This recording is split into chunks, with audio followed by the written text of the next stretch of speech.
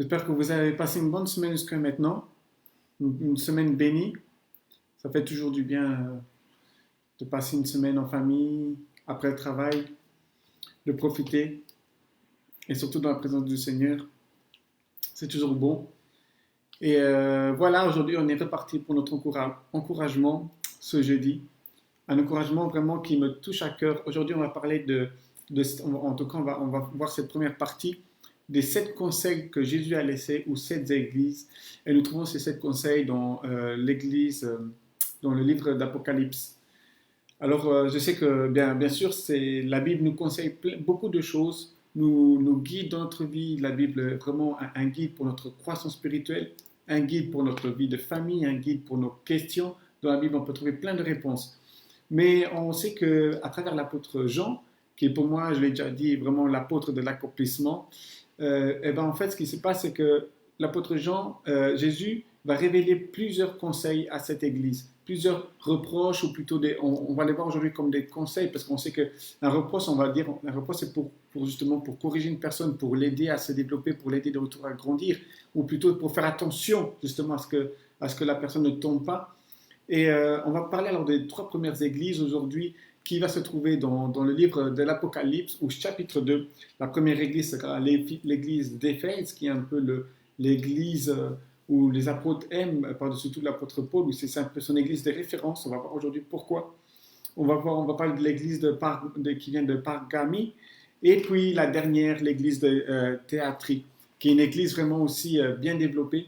Alors, il faut savoir que les 7 églises, bonjour Tania, j'espère que tu vas bien. Merci d'être venu dans le live, ça fait plaisir. Donc, on sait très bien que les 7 églises ont tous des qualités et des défauts, et je pense que nous tous, on a aussi cela, on a tous des qualités et des défauts, et on sait que Dieu voudrait qu'on corrige nos défauts, ou plutôt qu'on devienne fort dans nos défauts, dans nos faiblesses. Et c'est ce que Dieu s'attend pour nous, c'est ce que Dieu veut vraiment que nous puissions développer, que nous devenons des chrétiens matures. Et c'est justement une des premières caractéristiques de l'église d'Éphèse. L'église d'Éphèse est une église mature. Et vous pourrez la lire en fait dans l'Apocalypse au chapitre 2. L'église d'Éphèse était vraiment une église qui ne reculait devant rien. Tout ce qui était pratique, tout ce qui était engagement, l'église faisait. On peut vraiment comparer cette église d'Éphèse aux chrétiens qui sortent dans la rue, qui vont toquer aux portes, ou voilà, on peut vraiment s'imaginer une église comme ça qui est tout le temps dans la pratique. Voilà, il faut servir le Seigneur, il faut marcher avec le Seigneur, voilà, et il faut s'engager, il faut faire des projets, il faut développer le royaume de Dieu. Et c'était ce genre de chrétiens. Et c'est puissant parce qu'on sait très bien que la foi se renforce par la pratique, la foi se renforce par l'engagement. Et cette église ne recule devant rien. Et Jésus va même arriver, par la vision que l'apôtre Jean va recevoir, Jésus va même déclarer que cette église ne supporte pas l'injustice, elle ne supporte pas les méchants.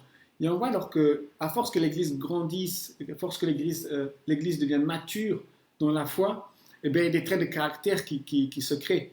Et je pense que c'est dans chaque principe de notre vie, dans chaque point de notre vie, à chaque fois qu'on grandit, eh bien, il y a notre caractère qui va commencer à mûrir, notre caractère va devenir plus adulte, si on peut le dire comme ça, on va être plus réfléchi.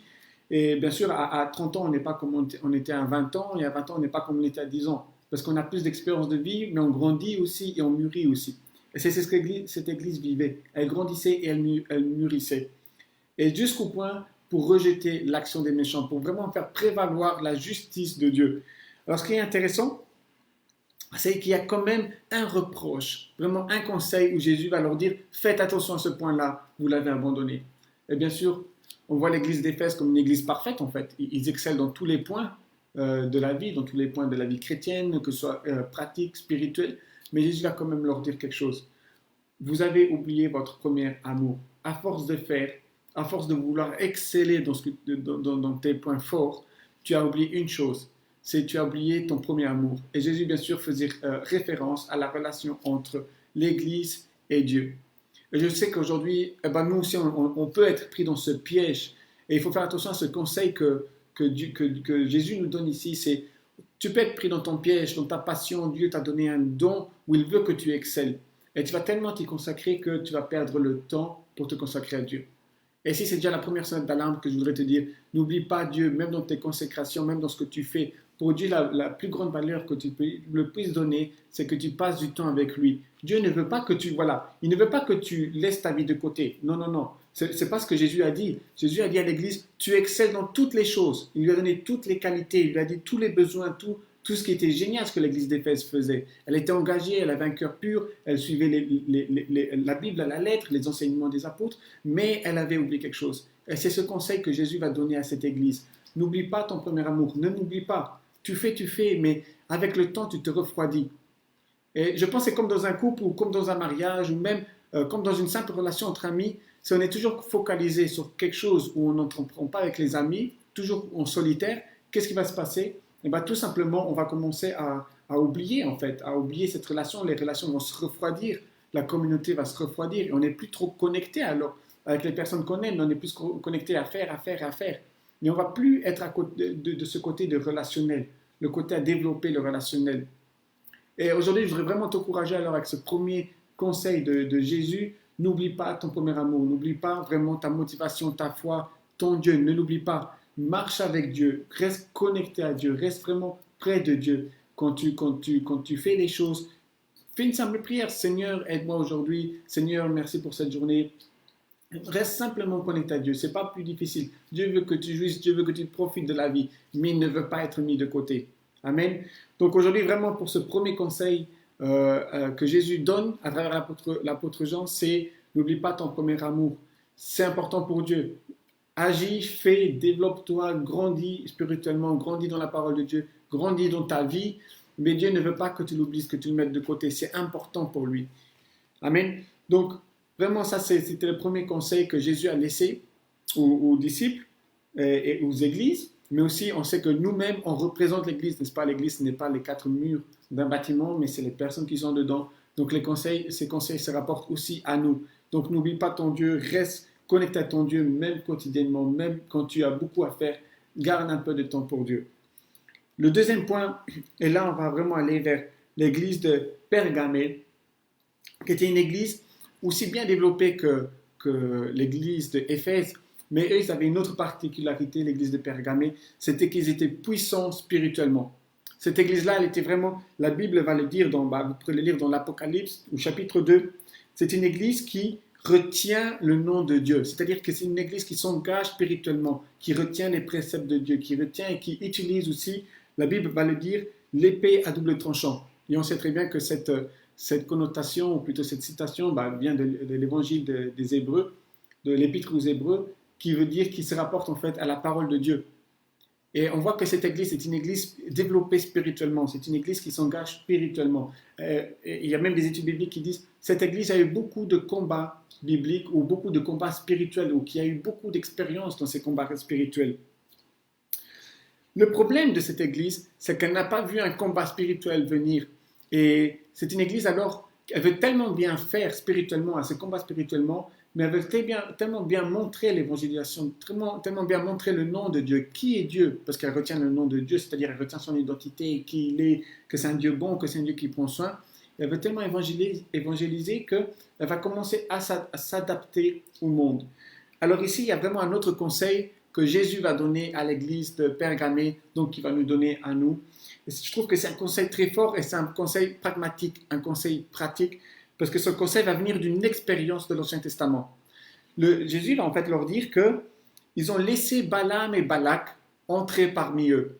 Alors bien sûr, quand on lit ça, on peut se demander, mais d'où ça vient, Balaam et Balak, voilà, qu'est-ce que ça veut dire? Est-ce que c'est de retour un truc symbolique? Est-ce que, voilà, d'où ça vient? Eh bien en fait, j'ai une bonne nouvelle pour vous, c'est simplement deux noms de deux personnes qui se retrouvent dans l'Ancien Testament, dans le livre de Nombres, du chapitre 22 à 24, vous pourrez lire leur histoire. Alors, qui est Balaam et Balak? Balaam, c'était un roi. Et Balak, c'était un serviteur de ce roi du peuple des Moabites. Et qu'est-ce qui s'est passé? C'est que, autant là, c'était vraiment quand le peuple était sorti d'Égypte, était presque arrivé à la terre promise. Ils étaient au bord des frontières de la terre promise. Et il y a Balaam qui dit, écoute Balak, je t'envoie, va et maudis. Parle contre le peuple d'Israël et maudis-les avant qu'ils rentrent dans la terre promise. Et quand Balak est arrivé devant ce peuple, il n'a pas su les maudire, il n'a su que les bénir. Dieu les a vraiment protégés et il a su que les bénir pour la rentrée dans la terre promise. Et ça, c'est puissant, je trouve. Mais alors le roi Balaam, il va être vraiment très malin. Il va dire, ok, de l'extérieur, on ne peut pas les maudire. De l'extérieur, on ne peut pas les casser. Qu'est-ce qu'on va faire? On va commencer à les casser de l'intérieur. Et il a dit alors à Balak, va chez le peuple, infiltre-toi et commence à développer des idolâtries, à développer des subterfuges, si on peut dire ça, des pièges de pensée, des pièges de manière de faire, pour qu'après, en fait, qu'est-ce qui va se passer? Eh ben, à cause de leur réaction, à cause de ce qu'ils font, eh ben, Dieu va automatiquement se retourner d'eux, parce qu'ils font un péché alors, et à cause de ça, ils seront perdus de protection de Dieu. Et ici, c'est vraiment le conseil de Jésus que Jésus donne. Il dit exactement, fais attention à ce que tu laisses rentrer dans ta vie. Dieu veut te bénir, Dieu veut te protéger. Mais un truc, Dieu ne peut pas aller contre jusqu'à ce que tu te sois repenti, c'est le péché. Si tu vas contre la parole de Dieu, si tu laisses aller des choses qui ne sont pas bonnes dans ta vie et que tu le sais qu'elles ne sont pas bonnes, tu risques de laisser rentrer un Balak dans ta vie. Une personne qui va commencer à te détruire l'intérieur. Et à partir de là, tu n'auras plus de protection divine, tu n'auras plus de protection de Dieu. Et c'est ce qui est arrivé à cette église. Cette église, le gros problème, c'est qu'elle était tellement focusée spirituellement, elle était devenue tellement forte spirituellement pour combattre contre l'ennemi, l'extérieur, dans la prière, pour chercher les démons, pour les prophéties, pour les guérisons, qu'à l'intérieur, elle est devenue faible. À l'intérieur, elle a laissé rentrer des personnes, tout simplement, qui ont commencé à développer des fausses théologies, des faux enseignements qui éloignent de Dieu. Alors vraiment, je voudrais te dire et t'encourager ici, comme Jésus encourage, il donne ce conseil, ne laisse pas rentrer n'importe quoi dans ton cœur. Ne regarde pas n'importe quoi. Sois fort à l'intérieur. Dieu veut que tu sois fort à l'extérieur. Il veut que que tu te spécialises vraiment dans un domaine spirituel. Si tu as une passion spirituelle, si tu as une passion pour Dieu, Dieu veut que tu la développes. Mais n'oublie pas le reste, les autres choses de ta vie. Parce que si tu oublies cela, tu risques de tomber. Il y a un Balak qui risque de rentrer dans ta vie et qui risque de commencer à te détruire de l'intérieur, à t'attaquer sur tes faiblesses. Alors que ce n'est pas la volonté de Dieu. C'est pour cela que je voudrais vraiment t'encourager. Peu importe contre quoi tu te combats aujourd'hui, peu importe contre quoi tu avances aujourd'hui, je voudrais t'encourager. Si tu vois des choses qui ne sont pas selon la parole de Dieu, si tu vois même des réactions qui te font mal, ça ne vient pas de Dieu. Et Jésus t'encourage à simplement ne pas te laisser abattre par ces situations, par ces Balaks, mais justement à les repousser hors de toi. Parce qu'une fois qu'ils sont dehors, ils ne pourront rien faire. Parce que Dieu marche avec toi. Dieu te protège. Et c'est pour cela, ne laisse pas toute chose dans ton cœur. La Bible dira que tu dois préserver ton cœur plus que autre chose. Tu dois préserver ton cœur plus que n'importe quoi. Il faut savoir que vraiment, bibliquement, le cœur est un peu le centre de la vie, des sentiments, de la pensée, de l'âme, de l'esprit. C'est à partir de là que tout naît, que tout commence. Mais si l'ennemi arrive à rentrer dans ton cœur, n'est-ce pas, on ne peut pas vivre sans cœur et ta foi peut mourir et Dieu ne veut pas, il ne veut pas te perdre. Et c'est pour ça que Jésus va donner ce conseil à l'église de Pergamée. Il va lui dire, ne te laisse pas abattre de l'intérieur. Ne laisse pas rentrer quelqu'un que tu ne connais pas. Ne laisse pas rentrer une situation que tu sais qu'elle va te faire du mal.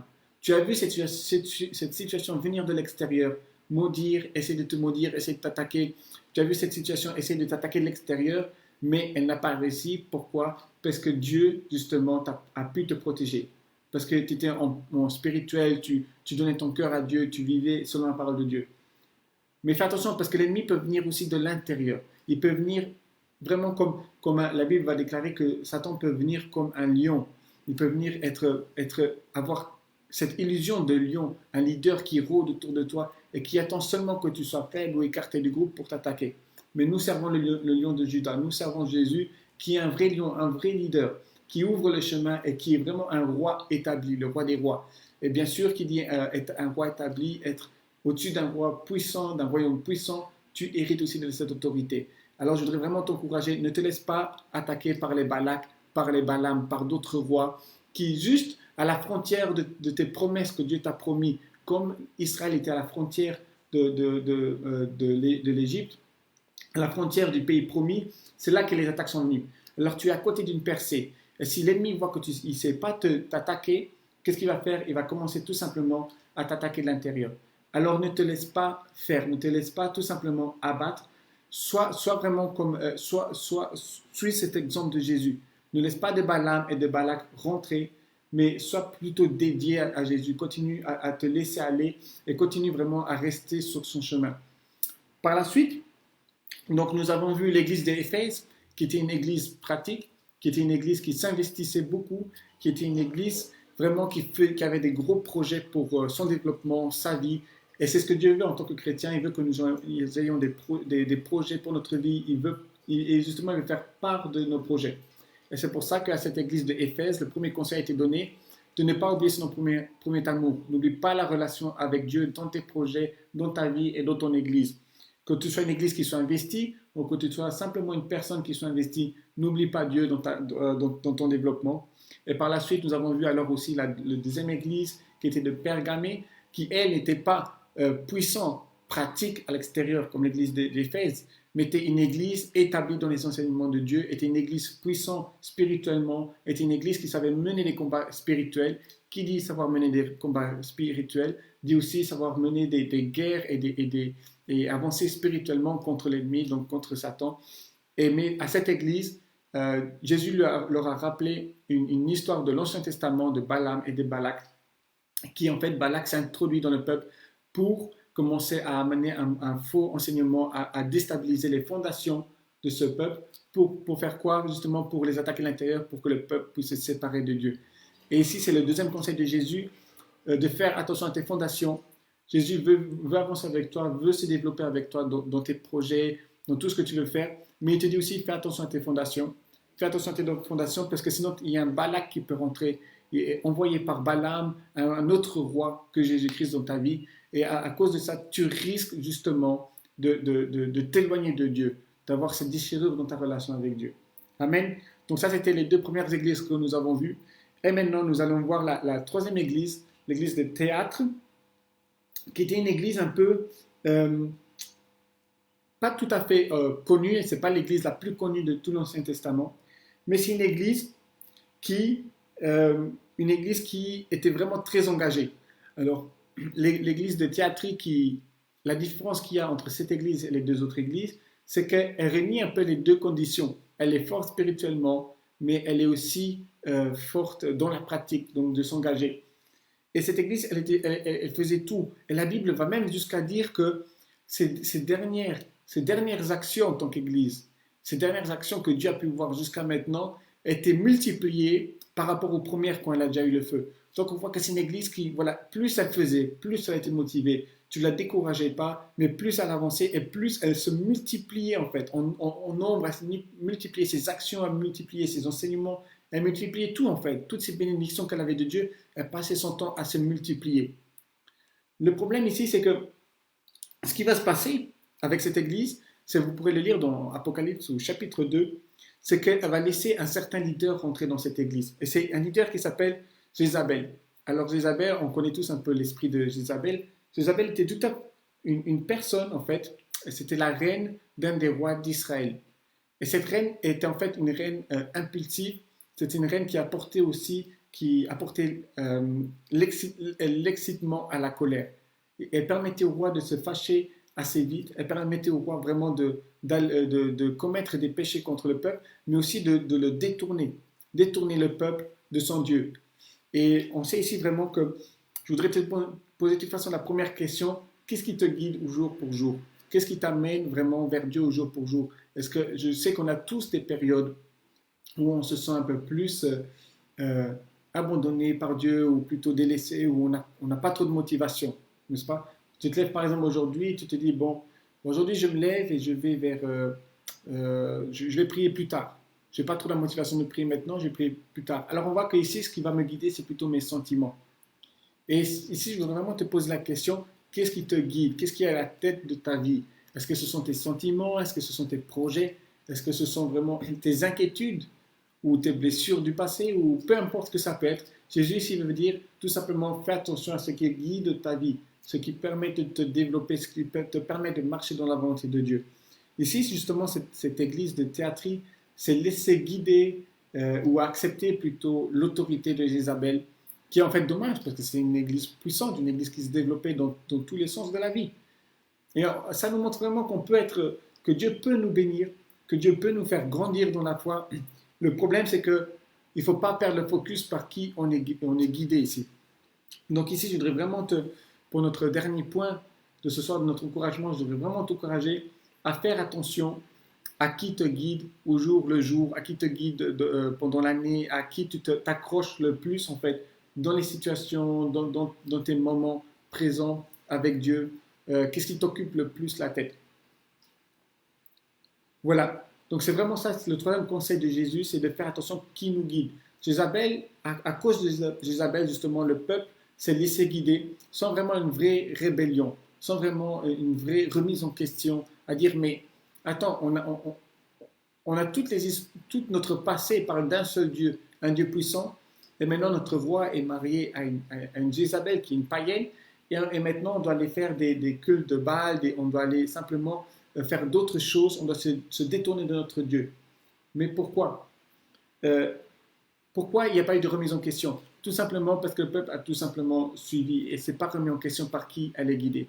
Et c'est important aujourd'hui, et c'est ce que Jésus donne comme conseil à l'église de Théatrie, c'est de simplement se remettre en question, simplement se redemander, ok, on fait tellement, on se développe tellement, on fait attention à tellement de choses, mais je ne suis pas vraiment guidé. Par qui, c'est quoi ma motivation? Et là-dessus, Seigneur, et là-dessus, je voudrais vraiment vous encourager à continuer à vous développer. Donc, pour faire court et résumer les 3 points que nous avons vus aujourd'hui de notre première partie des 7 conseils que Jésus laisse aux 7 églises, on sait que la première conseil à l'église d'Éphèse, qui était développée très fort dans la pratique, qui avait renforcé sa foi par la pratique, mais elle avait perdu de vue son premier amour, sa personne, Jésus qu'elle aime, le Dieu qu'elle sert, elle a perdu justement cette motivation du pourquoi je fais. On peut voir ça comme dans un couple, n'est-ce pas? Quand vous vous mariez, vous savez pourquoi vous mariez l'autre personne.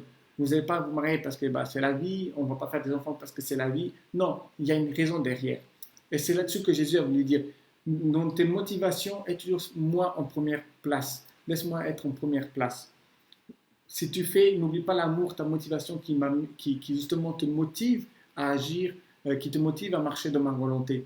Ne marche pas juste dans ma volonté parce que j'ai une volonté parfaite pour toi, parce que je l'ai préparée pour toi, mais marche dans la volonté aussi parce que tu m'aimes, parce que je suis ta motivation, parce que tu vas avoir une relation avec moi. Et de ne pas m'oublier dans chaque chose que tu fais dans ton quotidien.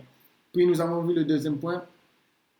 Tu peux être fort spirituellement, on peut être fort dans certains domaines de notre vie, mais il faut faire attention à nos fondations, il faut faire attention à notre cœur. Nous avons vu aussi que Jésus conseille justement l'église, notre deuxième église Pergamée, qui parle de Balak et de Balaam. Nous avons vu, vous pourrez lire l'histoire dans Nombre 22, chapitre 22 ou chapitre 24. Et en fait, qu'est-ce qui se passe? Tout simplement, l'ennemi a été très intelligent. Ils ont vu que de dehors, les Israéliens, devant leur promesse, devant la terre promise, ils étaient très forts et ils n'ont pas su les maudire, ils n'ont pas su les attaquer. Donc, ils les ont attaqués de l'intérieur en élevant toutes leurs fondations. Et je voudrais tout simplement te motiver aujourd'hui, tout simplement de rester connecté à Dieu. Non seulement d'être resté connecté à Dieu, mais aussi de faire attention à tes fondations. Et qu'est-ce qui fait que tes fondations sont solides et de ne pas laisser d'autres choses rentrer dans tes fondations et de commencer à les dissiper, à les détruire, à les casser. Fais attention tout simplement à ce que tu vois, à ce que tu laisses rentrer dans ta vie. Dieu veut que tu prennes soin de ton cœur pour pas que tu aies des blessures, mais surtout pour pas que certaines choses puissent te séparer de lui et alors être battu. Et la troisième point, on l'a vu, notre dernière église, Théatrie, qui était en fait une église forte dans tous les domaines, mais qui s'est laissée guider par un leader d'esprit de Jézabel. Et tout simplement, Jésus, ici, le conseil qu'il veut donner, c'est comment tu te laisses guider. Tu peux être fort dans toutes choses, mais si tu as une motivation, si tu n'as pas le bon focus sur le bon leader, tu risques de complètement être dérouté de la volonté de Dieu. Tu risques d'être complètement dérouté de ce que Dieu a prévu pour toi et pour ta vie. Et si le conseil de Jésus est de dire, reconnais ce genre de leader qui prennent autorité au-dessus du mien. Reconnais ce genre de leader qui en fait, vont commencer à te consumer, en fait. Consumer tes biens, consumer ce que tu as su développer, tes fondations solides, qui vont aussi commencer à te consumer à toi-même, à te demander toujours plus, alors que tu n'as plus de paix en toi. Alors c'est pour ça ici, le conseil de Jésus, c'est vraiment fais attention à ce qui guide ta vie et que Dieu reste toujours le lion, le leader de ta vie, qui puisse toujours être celui-là qui en fait le mot pour guider ton cœur, qui puisse te donner de la paix. Voilà, donc je vous souhaite encore une bonne soirée. Je vous souhaite que Dieu vous bénisse. Demain, c'est vendredi. Je sais qu'il y en a beaucoup qui attendent ce moment béni. Et après, c'est le week-end. Et puis, nous, on va se voir alors dimanche. Ce dimanche, eh ben, on aura live. On aura un live. On va vous faire alors un petit encouragement pour rester encouragé et toujours boosté pour la semaine à venir d'après. Et jusqu'à là, je vous souhaite encore une semaine bénie et que Dieu vous bénisse. Et vraiment, restez accrochés sur les conseils de Jésus. Restez toujours focalisés. Ne perdez pas l'amour que vous avez pour Dieu. Ne perdez pas votre foi, votre attachement à Dieu. Ne laissez rien vous remettre en question ou vous détruire de l'intérieur. Et surtout, ne perdez pas votre focus. Laissez-vous guider par Dieu, comme les Israélites se sont laissés guider dans le désert. Alors, je vous dis à tous, à plus tard.